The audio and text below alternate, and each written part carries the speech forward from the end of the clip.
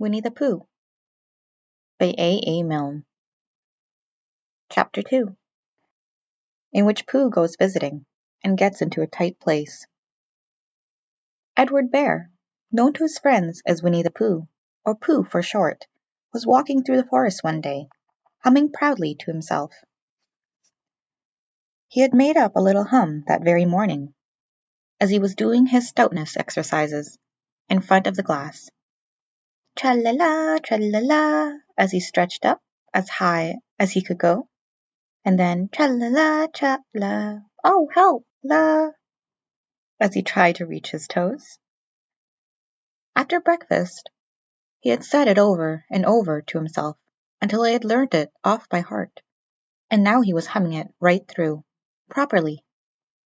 It went like this: tra-la-la, tra-la-la, tra-la-la, tra-la-la, rum-tum diddle-lum-tum, tiddle-iddle, tiddle-iddle, tiddle-iddle, tiddle-iddle, rum-tum-tum, tiddle-um.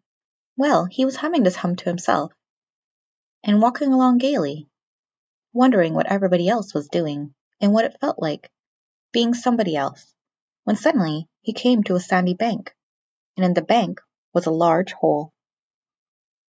"Ah," said Pooh, "rum-tum, tiddle-um-tum. If I know anything about anything, that hole means rabbit," he said, "and rabbit means company," he said, "and company means food, and listening to me humming, and such like. Rum-tum-tum, tiddle-um." So he went down, put his head into the hole, and called out, "Is anybody home?" There was a sudden scuffling noise from inside the hole, and then silence. "What I said was, 'Is anybody home?'" called out Pooh very loudly. "No," said a voice, and then added, "You needn't shout so loud. I heard you quite well the first time." "Bother," said Pooh. "Isn't there anybody here at all? Nobody." Winnie-the-Pooh took his head out of the hole, and thought for a little, and he thought to himself, there must be somebody there, because somebody must have said nobody. So he put his head back in the hole and said, "Hello, Rabbit, isn't that you?" "No," said Rabbit, in a different sort of voice this time. "But isn't that Rabbit's voice?" "I don't think so," said Rabbit. "It isn't meant to be." "Oh," said Pooh. He took his head out of the hole and had another think, and then he put it back and said, "Well, could you very kindly tell me where Rabbit is? He has gone to see his friend, Pooh Bear, who is a great friend of his." "But this is me," said Bear, very much surprised. "What sort of me?" "Pooh Bear." "Are you sure?" said Rabbit, still more surprised. Quite sure," said Pooh. "Oh, well, then, come in." So Pooh pushed and pushed and pushed his way through the hole, and at last he got in. "You were quite right," said Rabbit, looking at him all over. "It is you." "Glad to see you." "Who did you think it was?" "Well, I wasn't sure. You know how it is in the forest. One can't have anybody coming into one's house. One has to be careful. What about a mouthful of something?" Pooh always liked a little something at 11 o'clock in the morning, and he was very glad to see Rabbit getting out the plates and mugs. And when Rabbit said, "Honey or condensed milk with your bread," he was so excited that he said, "Both." And then, so as not to seem greedy, he added, "But don't bother about the bread, please." And for a long time after that he said nothing, until at last, humming to himself in a rather sticky voice, he got up, shook Rabbit lovingly by the paw, and said that he must be going. "Must you?" said Rabbit politely. "Well, I could stay a little longer, if you—" He tried very hard to look in the direction of the larder. "As a matter of fact," said Rabbit, "I was going out myself directly." "Oh, well, then I'll be going on. Good-bye." "Well, good-bye, if you're sure you won't have any more." "Is there any more?" Pooh asked quickly. Rabbit took the covers off the dishes and said, "No, there wasn't." "I thought not," said Pooh, nodding to himself. "Well, good-bye, I must be going." So he started to climb out of the hole. He pulled up his front paws and pushed with his back paws, and in a little while his nose was out in the open again, and then his ears, and then his front paws, and then his shoulders, and then— "Oh, help!" said Pooh. "I'd better go back." "Oh, bother!" said Pooh. "I shall have to go on." "I can't do either," said Pooh. "Oh, help and bother!"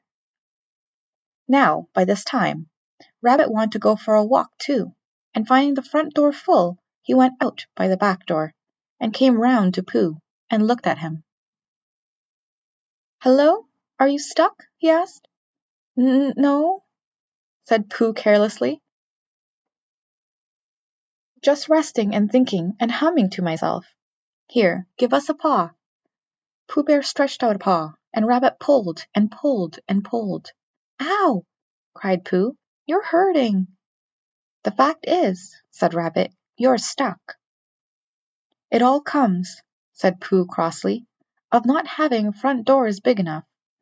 "It all comes," said Rabbit sternly, "of eating too much." "I thought at the time," said Rabbit, "only I didn't like to say anything," said Rabbit, "that one of us was eating too much," said Rabbit, "and I knew it wasn't me," he said. "Well, well, I shall go and fetch Christopher Robin." Christopher Robin lived at the other end of the forest, and when he came back with Rabbit and saw the front half of Pooh, he said, "Silly old bear," in such a loving voice that everybody felt quite hopeful again. "I was just beginning to think," said Bear, sniffing slightly, "that Rabbit might never be able to use his front door again, and I should hate that," he said. "So should I," said Rabbit. "Use his front door again," said Christopher Robin. "Of course he'll use his front door again." "Good," said Rabbit. "If we can't pull you out, Pooh, we might push you back." Rabbit scratched his whiskers thoughtfully, and pointed out that, when once Pooh was pushed back, he was back, and of course nobody was more glad to see Pooh than he was. Still, there it was. Some lived in trees, and some lived underground, and— "You mean I'd never get out?" said Pooh. "I mean," said Rabbit, "that having got so far, it seems a pity to waste it." Christopher Robin nodded. "Then there's only one thing to be done," he said. "We shall have to wait for you to get thin again." "How long does getting thin take?" asked Pooh anxiously. "About a week, I should think." "But I can't stay here for a week." "You can stay here all right, silly old bear. It's getting you out which is so difficult." "We'll read to you," said Rabbit cheerfully, "and I hope it won't snow," he added. "And I say, old fellow, you're taking up a good deal of room in my house. Do you mind if I use your back legs as a towel horse? Because, I mean, there they are, doing nothing, and it would be very convenient just to hang the towels on them." "A week?" said Pooh gloomily. "What about meals?" "I'm afraid no meals," said Christopher Robin, "because of getting thin quicker. But we will read to you." Bear began to sigh, and then found he couldn't because he was so tightly stuck, and a tear rolled down his eye, and he said, "Then would you read a sustaining book? Such as would help and comfort a wedged bear in great tightness." So for a week Christopher Robin read that sort of book, at the north end of Pooh, and Rabbit hung his washing on the south end, and in between Bear felt himself getting slenderer and slenderer, and at the end of the week Christopher Robin said, "Now!"